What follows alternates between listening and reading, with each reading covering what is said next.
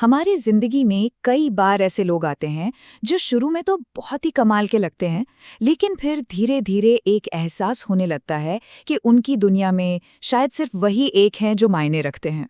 आज हम इसी उलझे हुए पैटर्न को एक कहानी के जरिए समझने की कोशिश करेंगे। तो चलिए एक ऐसी दुनिया में कदम रखते हैं जहां इंसानी दिमाग के राज परत दर परत खुलते हैं। तो हमारी कहानी के जो मुख्य किरदार हैं वो है आरुष और रिद्धि, और यहीं से सब कुछ शुरू होता है। रिद्धि वो ऐसी थी कि जिससे भी मिले वो बस उसका हो जाए। चार्मिंग, स्टाइलिश, मजेदार, वो जहां भी जाती थी ना बस महफिल की जान बन जाती थी। और आरुष भी उसकी इसी अदा पे फिदा था।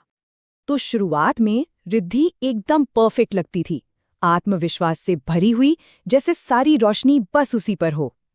लेकिन धीरे धीरे आरुष को एक अजीब सी बात महसूस होने लगी कि रिद्धि की दुनिया में सिर्फ एक ही इंसान था जो सबसे ज्यादा जरूरी था, वो खुद। जैसे जब भी आरुष अपनी कोई परेशानी उसे बताता तो रिद्धि उसे अक्सर यह कहकर टाल देती थी कि ये सब बस ड्रामा है। वो हर बात को घुमा फिरा कर वापस अपनी तरफ ले आती थी, ये जताते हुए कि दुनिया में सबसे बड़ी तकलीफ तो उसी की है। अब आरुष की ये कहानी सिर्फ एक कहानी नहीं है, असल में ये एक मनोवैज्ञानिक पैटर्न की तरफ इशारा करती है। चलिए अब इस पैटर्न को थोड़ा और करीब से समझते हैं। देखिए, नार्सिसिस्ट शब्द सुनते ही अक्सर एक बुरे इंसान की इमेज बनती है ना?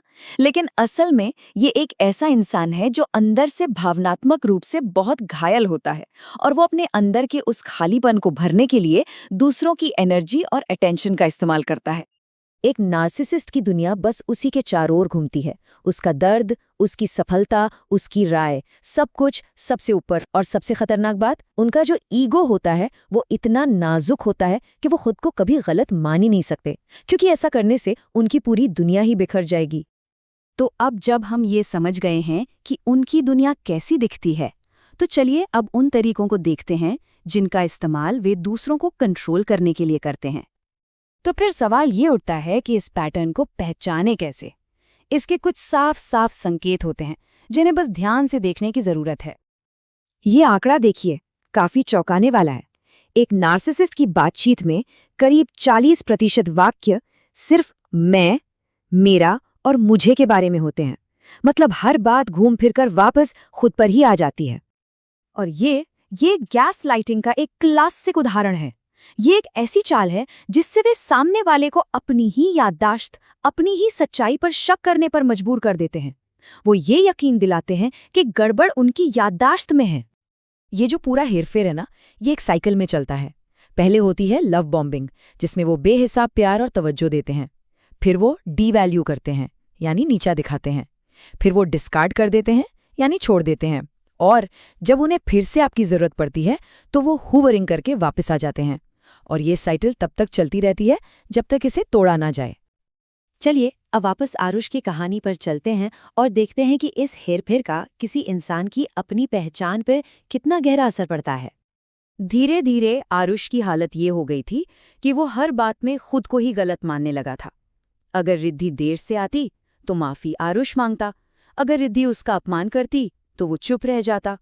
यहाँ तक कि वो अपनी खुद की कामयाबियों को भी छोटा समझने लगा था। और यही एक नार्सिसिस्ट के साथ रिश्ते का सबसे खतरनाक असर होता है। वो धीरे धीरे आपकी पहचान को ही खत्म कर देते हैं। आपका आत्मविश्वास, आपकी सोच, सब कुछ उनके कंट्रोल में आ जाता है। तो ठीक है, अब जब हमने प्रॉब्लम को अच्छी तरह समझ लिया है तो चलिए अब समाधान की तरफ बढ़ते हैं। खुद को इस पैटर्न से बचाने के लिए कुछ बहुत ही ठोस और कारगर तरीके हैं। सबसे पहली और सबसे जरूरी चीज है सीमाएं तय करना, यानी अपनी बाउंड्रीज बनाना। एक नार्सिसिस्ट के लिए ये बाउंड्रीज एक हथियार जैसी होती हैं, लेकिन आपके लिए ये आपकी ढाल है, आपका सुरक्षा कवच।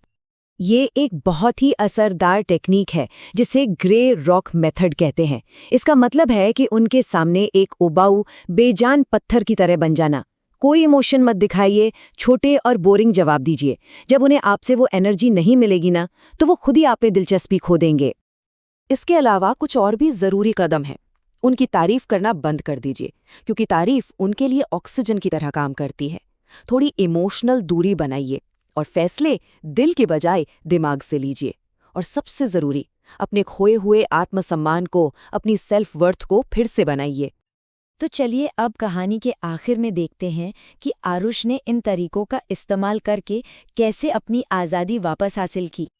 आरुष को एक दिन ये समझ आ गया कि रिद्धि से लड़ना बेकार है। उसे बस इस रिश्ते से बाहर निकलना होगा। उसने धीरे धीरे इमोशनल दूरी बनाई और अपनी बाउंड्री साफ कर दी।